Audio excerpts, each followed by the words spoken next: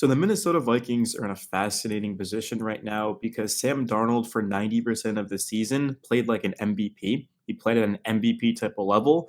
But at the same time, he hit free agency. He didn't get tagged, which means that now the Vikings either will let him walk and get a compensatory pick, or they will sign him long term. And if you're Sam Darnold, you just played again at an MVP level for 90% of the season.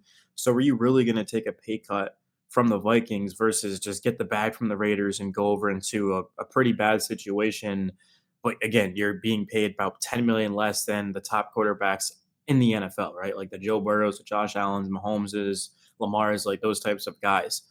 In Minnesota, I personally think that they should pay Sam Darnold because they won 14 games. They went 14-3.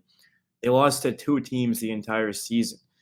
It's just very difficult to do that. Like the Vikings haven't had a season. I'm not going to say ever because they've had very very successful seasons and lost in the first round before, right? Or they've lost in the second round, right, off of a bye. Like the Vikings have had good teams. They just didn't win the Super Bowl. But I don't think the Vikings are that far off, man. I truly do believe in this franchise and this organization. I believe in the pieces on the roster, Flores, O'Connell, and I believe in Sam Darnold. Now, JJ McCarthy was drafted in the first round. The Vikings moved up a pick or whatever, a spot to go get him, of course, out of Michigan. One of my favorite prospects of that class. Very, very young. He's got a good arm. He's athletic, accurate, doesn't turn the ball over, and just wins. He's a winner.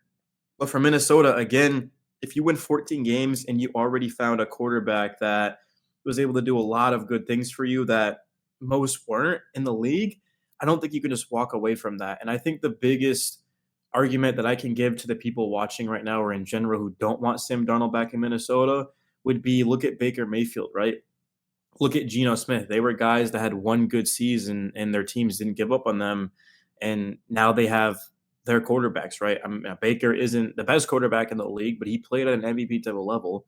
The Bucks past two seasons have been very, very competitive. They fought with the Lions in the playoffs 2 seasons ago. And then, of course, last season they got knocked out by a rookie, Jaden Daniels. But again, if Baker hadn't just sort of muffed that handoff to his running back down in his own territory, they would have won that game. It's just simple mistakes like that, too. And Jaden Daniels also had the best rookie year we've probably ever seen. So I would not like to see the Vikings gamble here and just move on from Darnold because if JJ McCarthy doesn't pan out to be the guy that they hoped, well, now it's going to set them back. I think JJ will be good, right? Like if he ends up being the guy, I mean, he has my full support. I love JJ McCarthy. I think he's going to be a great quarterback.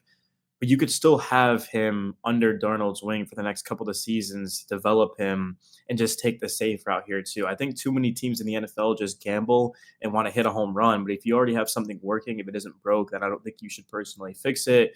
If Darnold does end up getting a huge offer from the Raiders or the Titans, then no, the Vikings shouldn't match that, right? Like 40 million is already pushing it.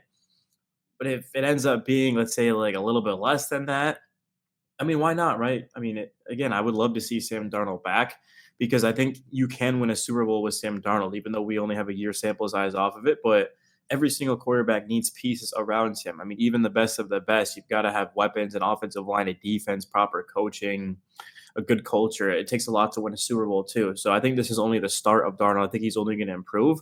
And there's a reason why he was taken so high in the draft. I believe he was the second overall pick, right? Third overall pick in 2018. And that's another thing is he's 27 years old, which means he's younger than Mahomes, Burrow, and Lamar Jackson. He's younger than he's younger than Lamar Allen and Burrow. Now that I think about it too, so it's pretty crazy to think about. I think the best football is ahead of Sam Darnold, and this is going to change the Vikings franchise forever if they don't make the right decision here.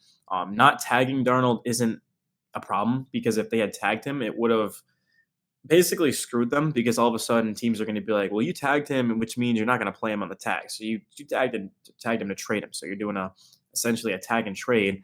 And then there's only going to be 2 to 3 teams probably interested in that. The Titans, like the Raiders. I don't think the Browns don't have the money. So it's kind of handicapping yourself. If you're the Vikings, you might as well just let him walk to that point and get a compensatory pick or just sign him long term, which is going to be on the table here. So the Vikings, they've got to ask themselves, hey, look, in year one, can JJ McCarthy replicate what Darnold didn't?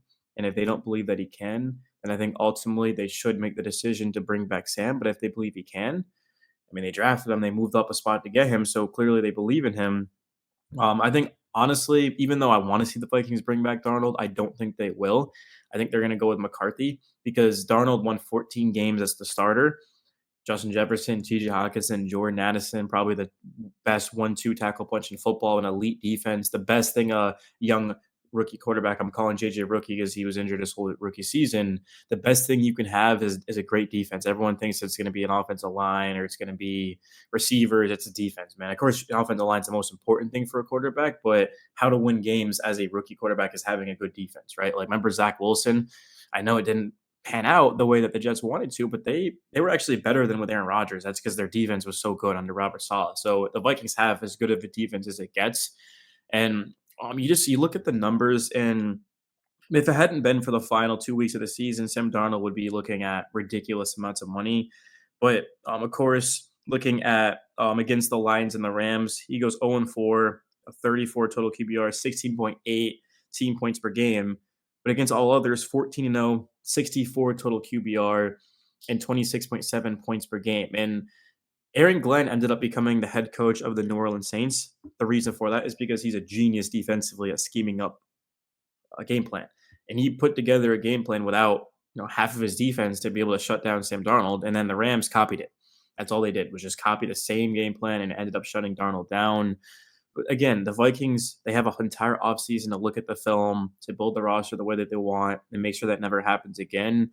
I just don't know how you can go from having a guy who, again, was an MVP candidate for 14 of the 18 games that the Vikings played in to just an unknown rookie coming off of an injury.